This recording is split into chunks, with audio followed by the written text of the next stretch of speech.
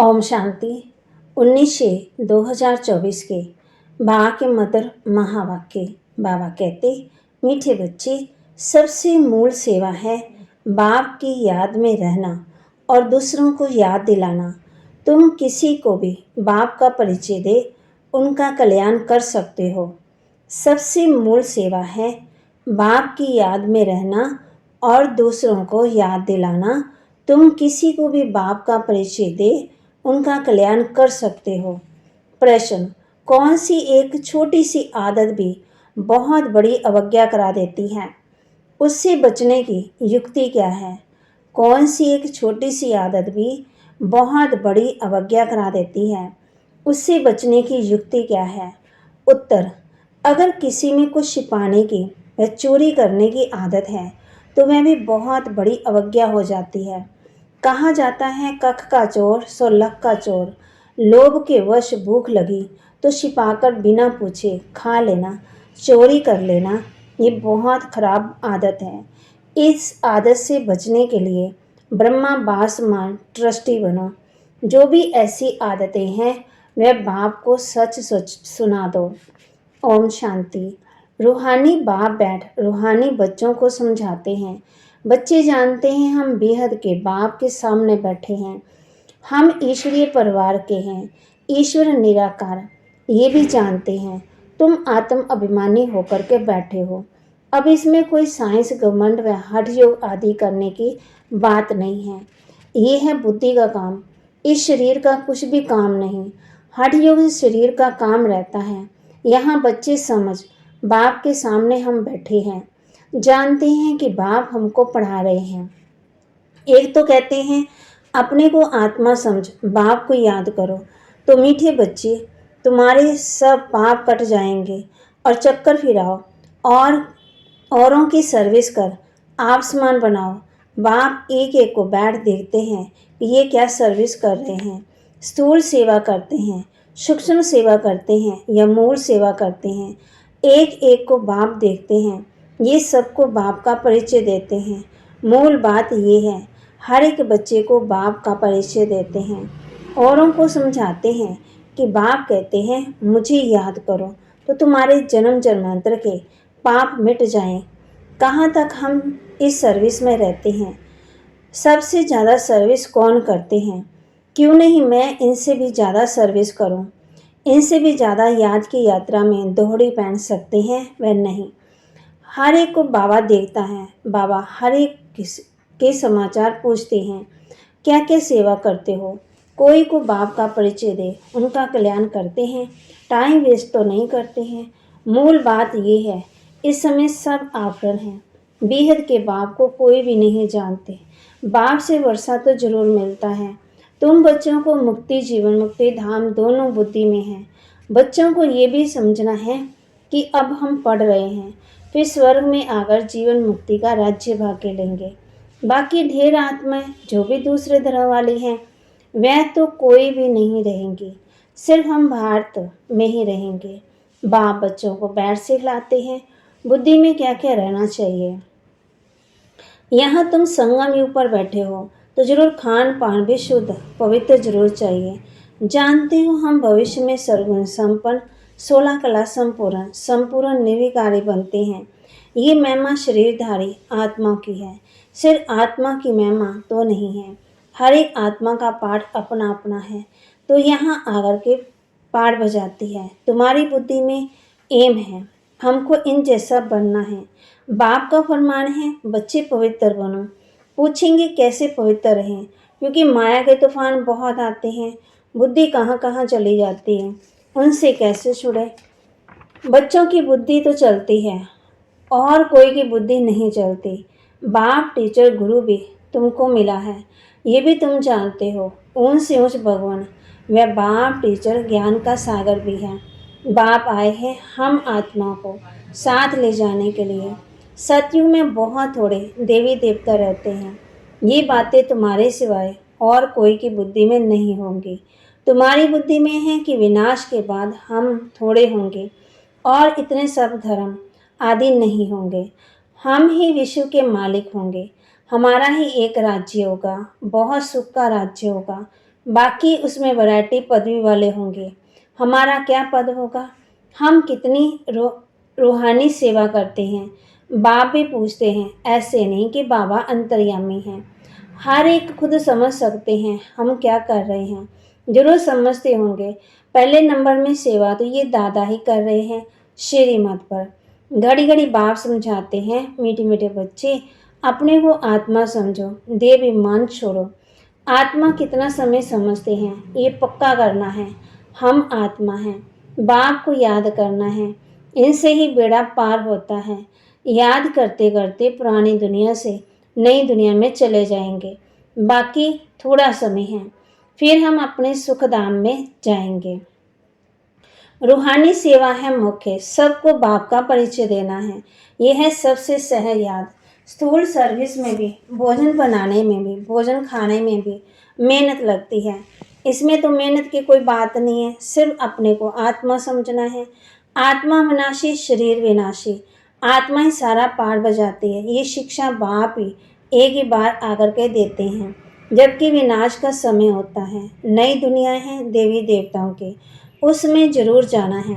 बाकी सारी दुनिया को शांति धाम जाना है। ये पुरानी दुनिया रहेगी नहीं। तुम नई दुनिया में होंगे तो पुरानी दुनिया की याद होगी, कुछ भी नहीं। तुम स्वर्ग में होंगे, राज्य करते होंगे। ये बुद्धि में रहने से खुशी होती है। स्वर्ग को अनेक नाम दिए जाते हैं, नरक को भी अनेक नाम दिए जाते हैं। पाप आत्मा की दुनिया, दुख धाम की दुनिया। अभी तुम बच्चे जानते हो, बेहद का बाप एक ही है। हम उनके सिके लदे बच्चे हैं। ऐसे बाप से लव भी बहुत होना चाहिए।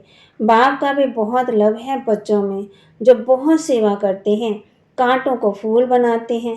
मनुष्य देवता बनना है, बाप खुद नहीं बनते, हमको बनाने आए हैं। तो अंदर में बहुत खुशी होनी चाहिए। स्वर्ग में हम कौन सा पद पाएंगे? हम क्या सेवा करते हैं? घर में नौकर चाकर हैं, उनको भी पहचान देनी है।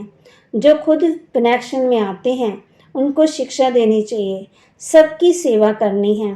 गरीबों की बाबा कहते कैसे भी कोई भी हैं, गरीब तो बहुत हैं, वे सुधर जाएंगे। कोई पाप आदि नहीं करेंगे, नहीं तो पाप कर्म करते रहेंगे। देखते हैं झूठ चोरी भी कितनी है। नौकर लोग भी चोरी कर लेते हैं, नहीं तो घर में बच्चे ताला क्यों लगाएं। परंतु आजकल के बच्चे भी चोर बन पड़ते हैं, कुछ ना कुछ छिपाकर उठा लेते हैं। किसी को भूख लगती है तो लालच के कारण खा लेते हैं।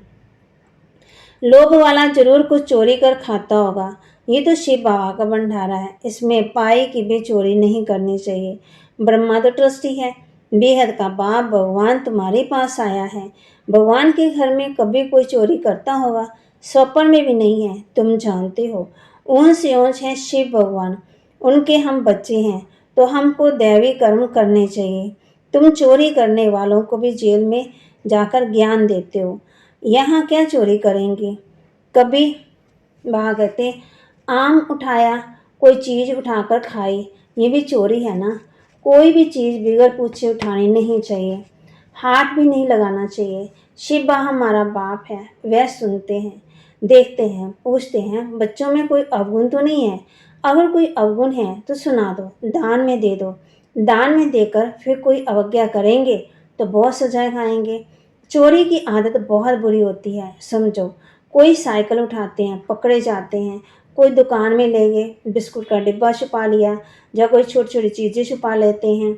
दुकान वाले बड़ी संभाल रखते हैं। तो ये भी बहुत बड़ी गवर्नमेंट है। पांडव गवर्नमेंट अपना दैवी राज्य स्थापन कर रही है। बाप कहते हैं मैं तो राज्य नहीं करता, तुम पांडव ही राज्य करते हो। उन्होंने फिर पांडव पति श्री कृष्ण को कह दिया है। पांडव पिता कौन है तुम जानते हो, सामने बैठे हैं। हर एक अंदर में समझ सकते हैं कि हम बाबा की क्या सेवा करते हैं। बाबा हमको विश्व की बादशाही दे, खुद वानप्रस्थ में चले जाते हैं।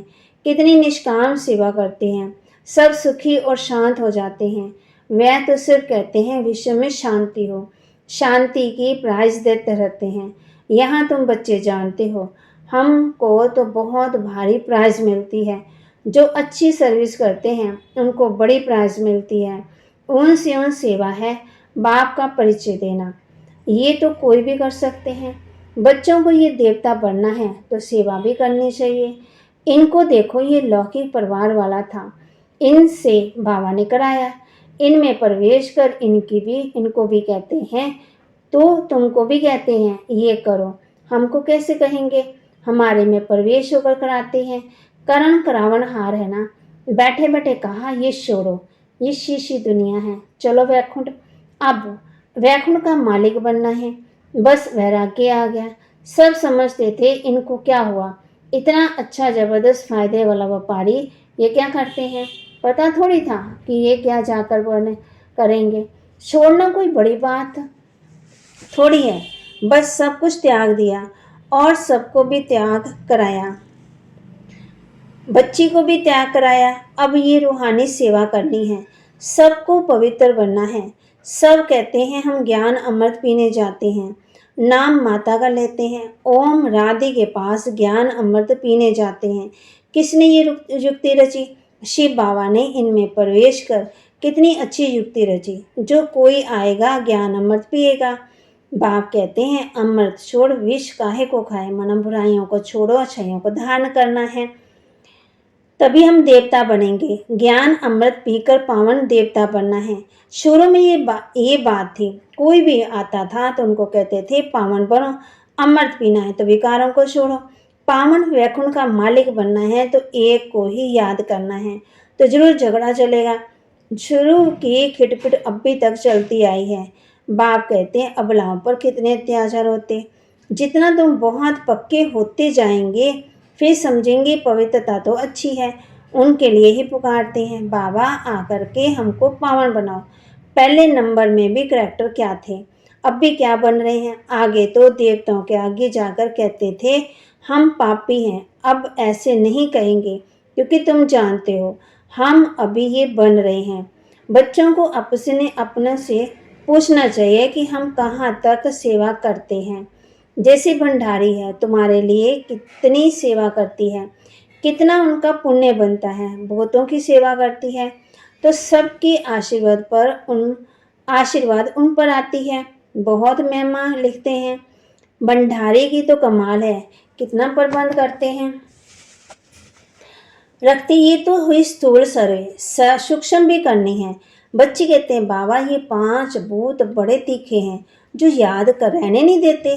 बाबा कहते बच्चे शिव बाबा को याद कर भोजन बनाओ, एक शिव बाबा के सिवाय और कोई याद ही नहीं, वही सहायता करते हैं। गाते हैं ना शरण पड़ी मैं तेरे, सतयुग में थोड़ी ऐसे कहेंगे। अभी तुम शरण में आए हो, कोई को भूत लगते तो बहुत पीड़ित करते, वह अशुद्ध सोल आती है। तुम्हारे में कितने भूत लगे हुए हैं, काम क्रोध लोभ मोह अहंकार, ये भूत हमारे को बहुत पीड़ित करते हैं। वह अशुद्ध सोल तो कोई कोई को तंग करती। तुमको पता है कि ये 5 भूत 2500 वर्ष में चलते आ रहे हैं, तुम कितने तंग हो पड़े हो। इन 5 भूतों ने कंगाल बना दिया है। देवीमान का भूत नंबर 1 है। बाप कहते हैं ये विकार दुख देते हैं, उन्होंने तुमको कितना सताया है, ये भी बाप ने बताया है। कलप कलप तुमको ये भूत लगते हैं, राजा रानी तथा प्रजा सबको भूत लगा हुआ है, तो इसे भूतों की दुनिया कहेंगे। रावण राज्य माना आसुरी राज्य। सतयुग त्रेता में भूत होते नहीं, एक भूत भी कितना तंग करता है, इनका किसी को पता ही नहीं है। 5 विकार रूपी रावण का भूत है जिससे बाप आकर के छुड़ाते हैं। तुम्हारे में भी कोई कोई सर्विसेबल सेंसिबल है जिनकी बुद्धि में बैठता है, इस जन्म में तो ऐसा कोई काम नहीं करना है। चोरी की देवी मान आया तो रिजल्ट क्या होगी, पर भी भ्रष्ट हो जाएगा। कुछ ना कुछ उठा लेते हैं, कहते हैं कख का जोर सुलग का चोर। यज्ञ में तो ऐसा काम कभी नहीं करना है, आदत पड़ जाती है तो फिर कभी छूटती नहीं है, कितना माथा मारते हैं। अच्छा, मीठे मीठे सिक्के लदे बच्चों प्रति माता पिता बाप दादा का याद प्यार और गुड मॉर्निंग। रूहानी बाप की रूहानी बच्चों को नमस्ते। रूहानी बच्चों की रूहानी बाप दादा को दिलवा जान सिकवा प्रेम से नमस्ते। धारणा के लिए मुख्य सार, स्थूल सेवा के साथ साथ सूक्ष्म और मूल सेवा भी करनी है। सबको बाप का परिचय देना है, आत्मा का कल्याण करना है, याद की यात्रा में रहना, ये है रूहानी सच्ची सेवा। इसी सेवा में बिजी रहना है, अपना समय वेस्ट नहीं करना है। सेंसिबल वन 5 विकार रूपी भूतों पर विजय प्राप्त करनी है।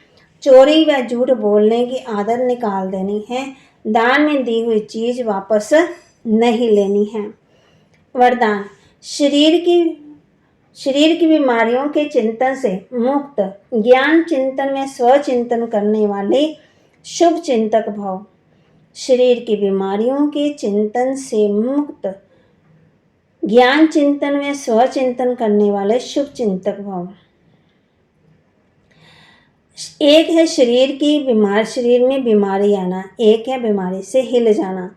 बीमारी आना, रोग आना ये तो भावी है, लेकिन श्रेष्ठ स्थिति का हिल जाना ये बंधन युक्त की निशानी है। जो शरीर की बीमारी रोग से चिंतन में मुक्त रहे, स्वचिंतन ज्ञान चिंतन करते हैं, वही शुभ चिंतक हैं।